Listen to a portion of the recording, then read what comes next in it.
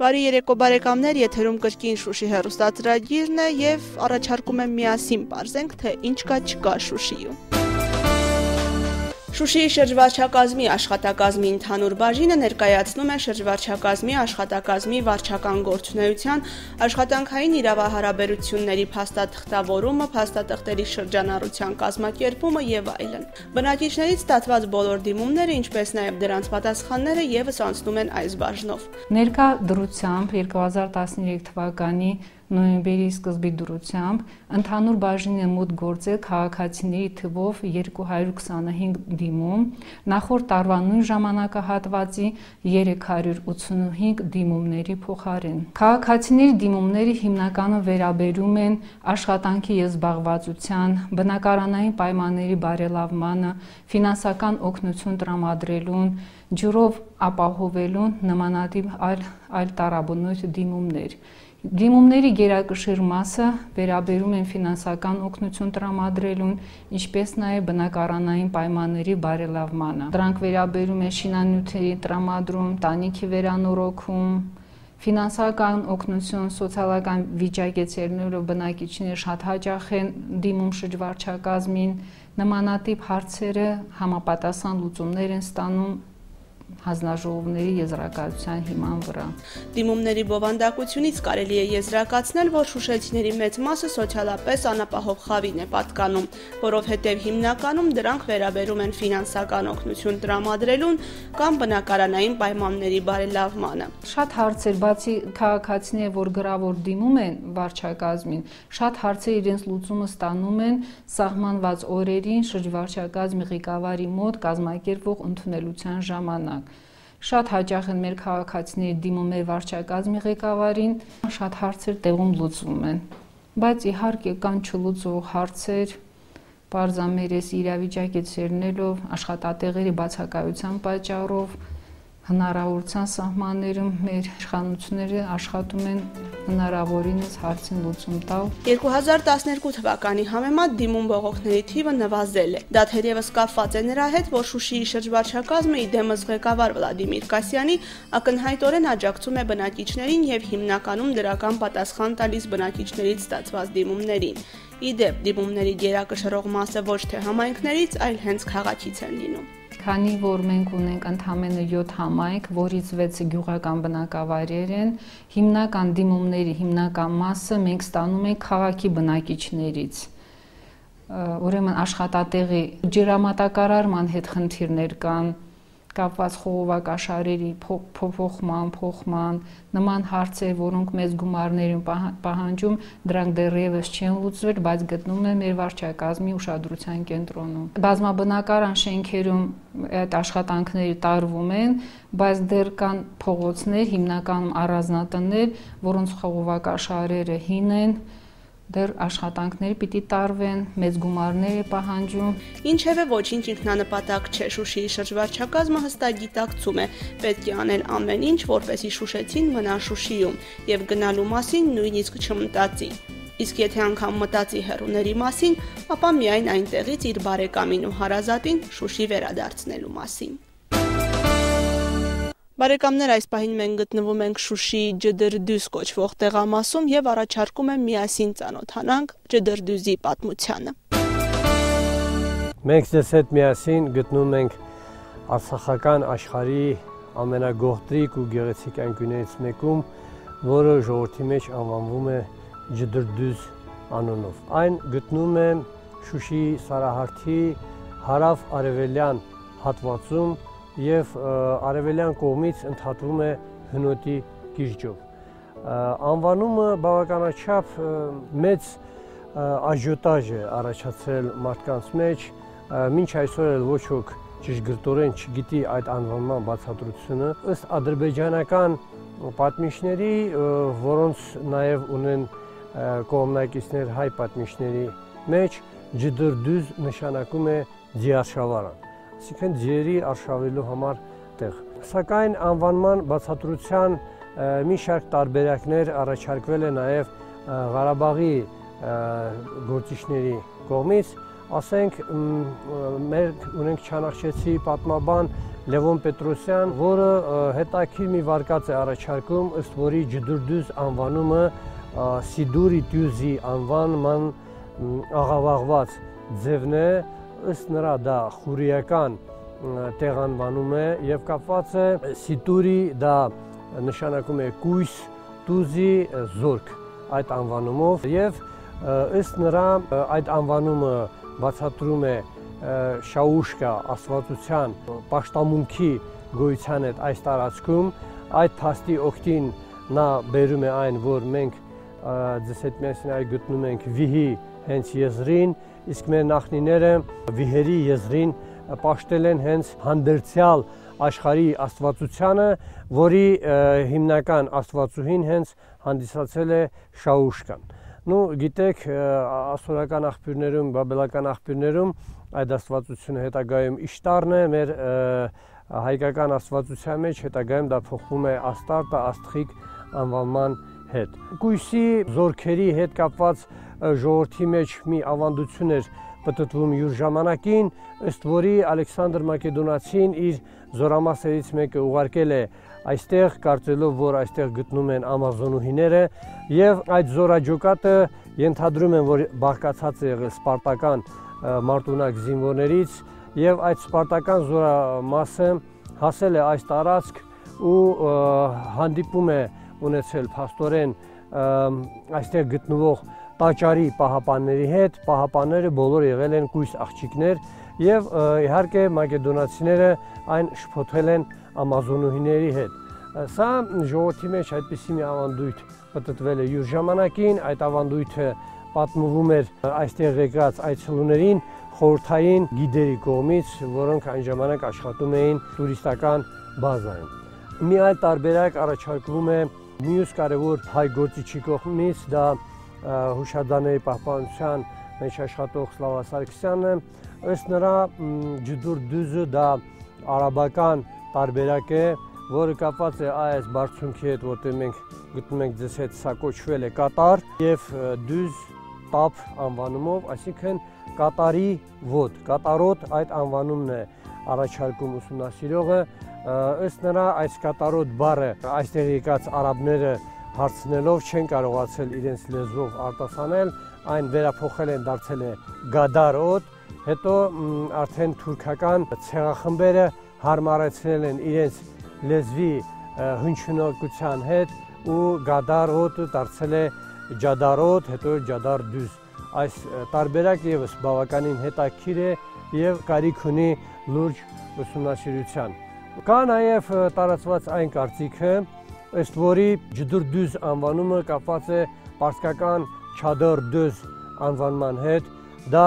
բացատրում է նրանով, որ տարվա որոշակի եղանակներին այս տափարակում բավականին ուժեղ քամիներ են լինում եւ քոչվորները, որոնք սովորաբար Շուշի տարածքով անց էին կացնում իրենց հոտերը,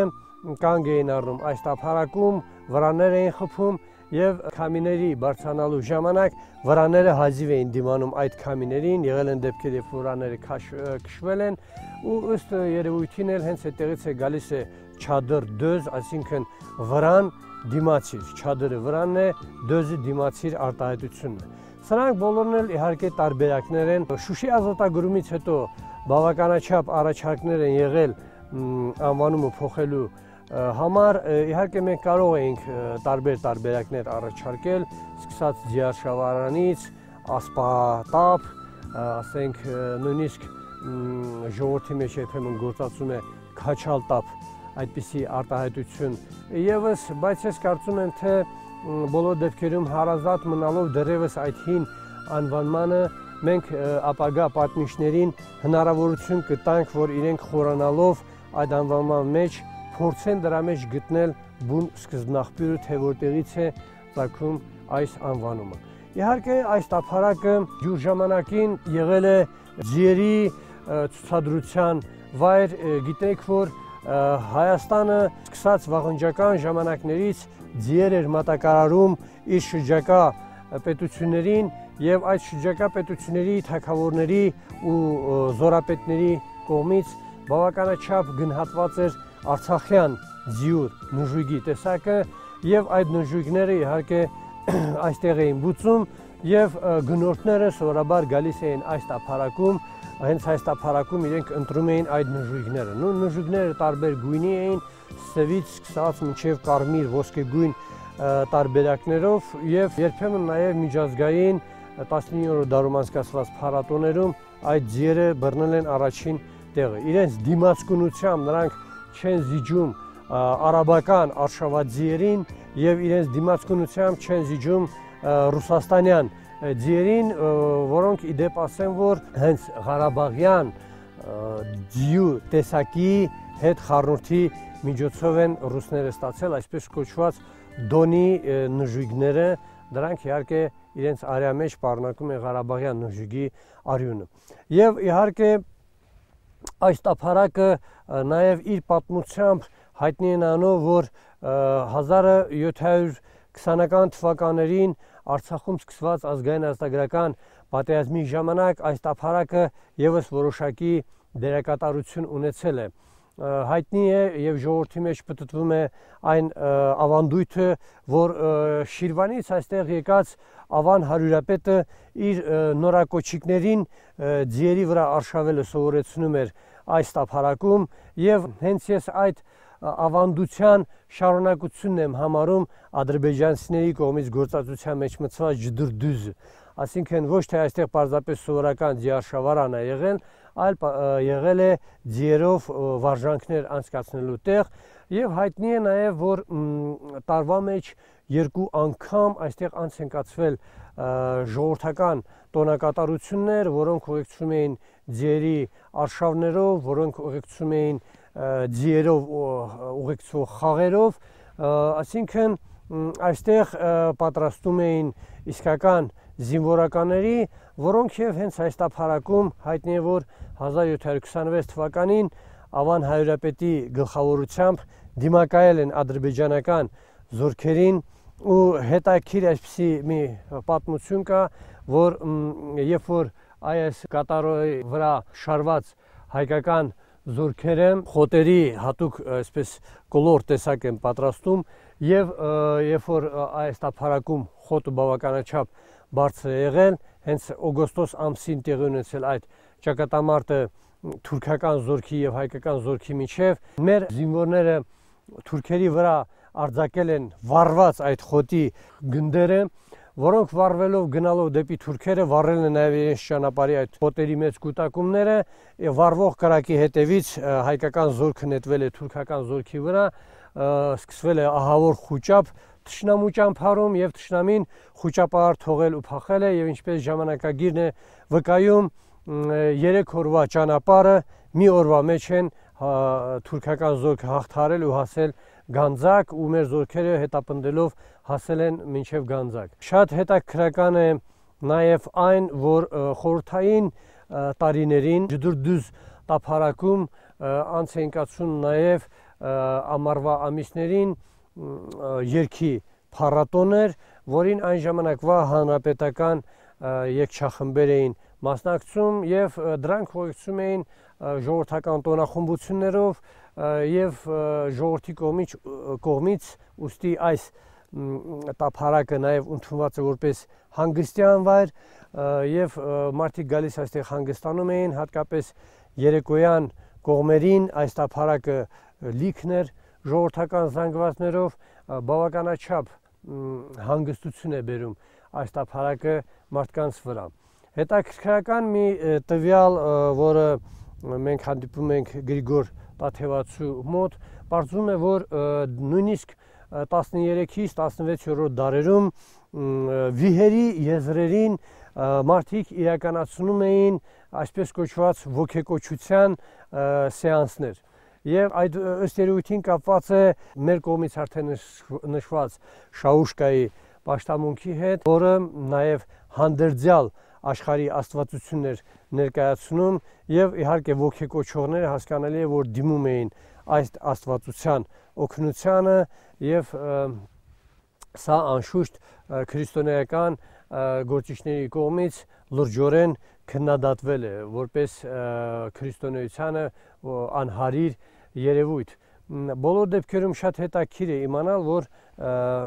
այդ գույսի պաշտամունքը տարածված է եղել արցախական աշխարհում, որի մասին վկայում է ոչ միայն այդ քիչ առաջ մեր նշված անվանումը, այլ նաև դրա մասին վկայում է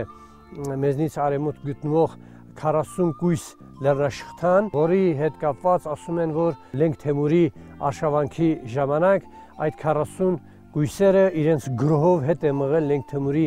զորքերին արցախական աշխարհից ու Ծարի գավառից։ Սա շատ հետաքրքիր է մեզ համար եւ այսօրվա իրավիճակով մենք ցես հետ միասին տեսնում ենք աստիճանաբար արգելափակոց են դնում Ջդրդուզի այս տափարակում, իհարկե ժողովրդի մեջ դա որոշակի դժգոհության առիթներ տալիս է, սակայն մեր ժողովուրդը ինքն է վաստակել այս արգելափակոցը եւ պետք է նաեւ դեպի իրեն գրավի միջազգային հանգստացողների, այսինքն սա լուրջ ֆինանսական աղբյուր կարող է հանդիսանալ մեր Լեռնային Ղարաբաղի Հանրապետության համար։ Անձամբ ես սկզբնապես դեմ լինելով, որպեսզի արգելափակվի, այսօր ողջունում եմ այս քայլը, որ կիրառվում է, անշուշտ պետք է արգելափակել, թույլ չտալ մեքենաների եւ ընդհանրապես ժողովրդի մուտքն էլ պետք է խստորեն վերահսկվի, մարդկանց պետք է անդադ հասկացվի, որ չի կարելի այսպիսի անաղարտություն ունեցող այս բնությունը կեղտոտել, որպեսզի նրանք իմանան, որ ես դա իմ խոսքերից չեմ ասում, խորհրդային հանրահայտ աշխարհագրագետ Յուրի Սենկևիչը, որը բոլորին քաչ հայտնի է իր «Կլուբ Պուտիշեստվենիկով» հաղորդաշարով, նա եղել է Ջդրդուզի այս հատվածում, հիշում ենք, երբ որ նա տեսնելով Հունոտի այս կիրճը, տեսնելով Հունոտի կիրճի այս ամառատները եւ նայելով այս գեղեցիկ բնությանը, չի կարողացել պահել իր հրճվալից արտահայտությունը եւ ասել է բնության ու մարդկային ճարտարապետության այսպիսի ներդաշնակություն ես ոչ միտեղ չեմ տեսել, նույնիսկ հանրահայտ ինկերի մոտ։ Այսինքն մարդը շրջել է ամբողջ աշխարհում, ինկերի երկրում է եղել եւ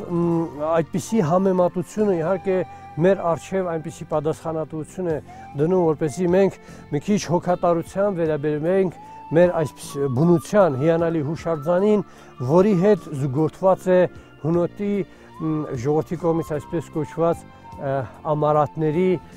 ճարտարապետությունը։ Անշուշտ այս բարձունքները Հունոտի նաև քարանձավներով իրենց հիանալի բնակավայր են հանդիսանում նաև գիշատիչների համար, այստեղ հանդիպում են գայլեր, շնագայլեր, աղվեսներ։ Մի ժամանակ մենք նույնիսկ հանդիպել ենք լուսանի։ Իհարկե քիչ առաջ մենք երբ որ գալիս ենք, տեսանք նաև բազեի ու արծիվի թռիչքը այս տարածքում, այսինքն ինչ որ ծերպերում նաև թաքնված են այս թռչունները, որոնցով եւս հետաքրքրողներ կան, որոնց տեսնելու համար մարդիկ կարող են հազարավոր կիլոմետրներ հաղթահարել գալ, միայն թե տեսնեն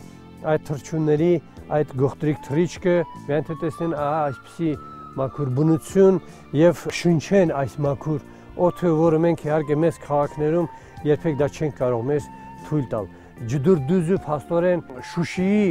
կուրորտավայրի հիմնական, ասենք, կենտրոնատեղիներից մեկն է եւ իհարկե որպես սուրբոց մենք այն պետք է պահենք ու պահպանենք։ Բարեկամներ, այսօր այսքանն էինք պատրաստել ձեզ համար, կհանդիպենք հաջորդ ուրբաթ։ Մինչ նոր հանդիպում։